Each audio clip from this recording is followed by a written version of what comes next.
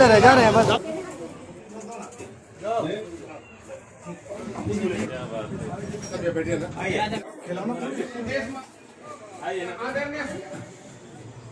हमारे जादूगर भाई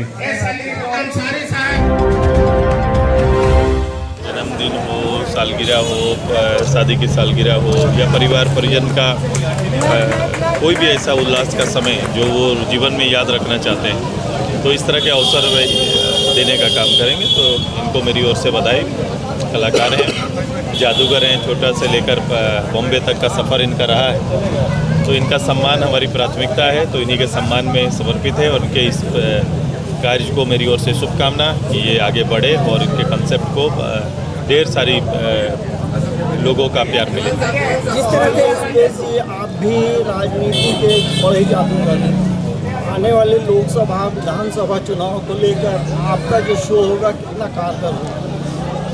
एक जवाबदेही का विषय हम मानते हैं। ये पॉलिटिकल जो जवाबदेही है, जिस क्षेत्र को हम लोगों ने चुना है, यह बहुत चैलेंजिंग है और इस चैलेंज को हम लोगों ने स्वीकार किया और नित दिन इसके लिए हम लोग प्रयास करते हैं। हमारी कोशिश है कि जिस उद्देश्य से और जिस मकसद के साथ इस राज्य को हम लोगों ने पाया है, वो उसके मुकाम को हम लोग छुएं।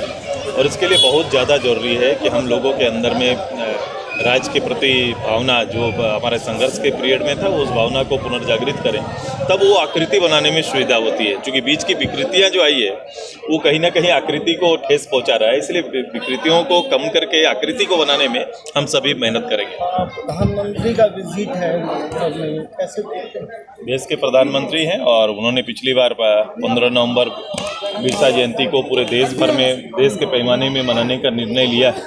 मैं आभारी हूँ। झारखंड की इस धरती में अगर वो आते हैं, धरती आबा की इस धरती में आते हैं, उनके गांव में आते हैं, तो एक गौरव का क्षण झारखंड के लिए होगा। धरती आबा जो संसद भवन में जिनकी मूर्ति स्थापित है और सांसद के नेता उनके गांव पहुंच रहे हैं, तो एक अच्छा है। और हमको लगता है कि उनके काम जो यहाँ आएंगे तो बिरसा के कंसेप्ट के साथ निश्चित रूप से उसको और आगे बढ़ाने का प्रयास उनके नेतृत्व में होगा। हमारे मैजिक वर्ल्ड का क्या कुछ करेंगे?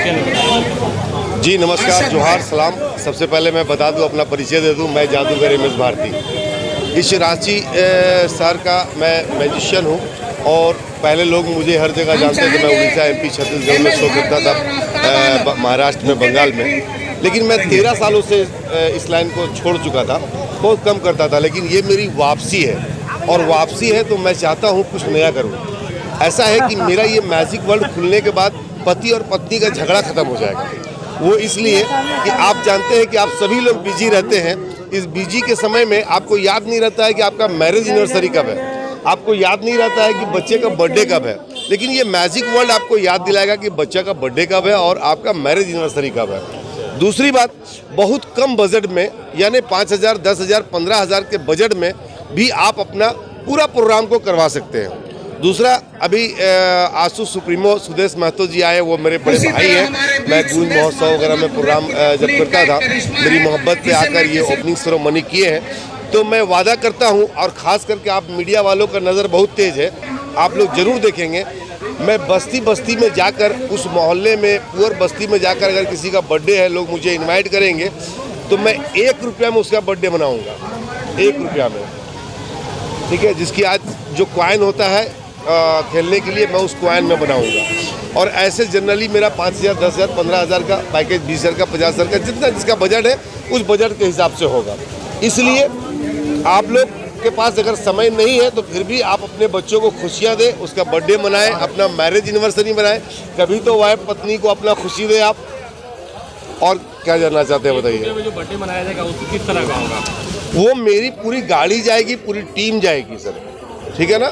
वो पूरी टीम जाएगी मेरी, और महीना में कम से कम तो 2 लोगों का ऐसा बर्थडे हम लोग मनाएंगे कि पूरी टीम जाएगी। जो बजट 5,000 का होगा वो मात्र 1 रुपया में होगा। स्कूल के बच्चों के लिए सुदेश महतो जी ने भी कुछ कहा कि कुछ सपोर्ट रहेगा बर्थडे को लेकर? हाँ, बर्थडे को लेकर के उसके आदेश अनुसार वो जहाँ जहाँ बोलेंगे वहाँ ये चीज़ प्रोग्राम हम लोग करेंगे जो कम बजट में होगा।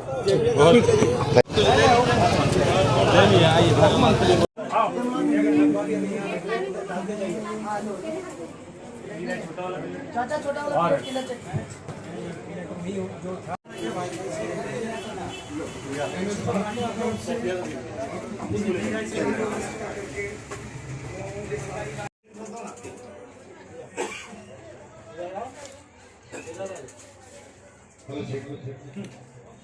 जब्बार भाई जा रहे हैं।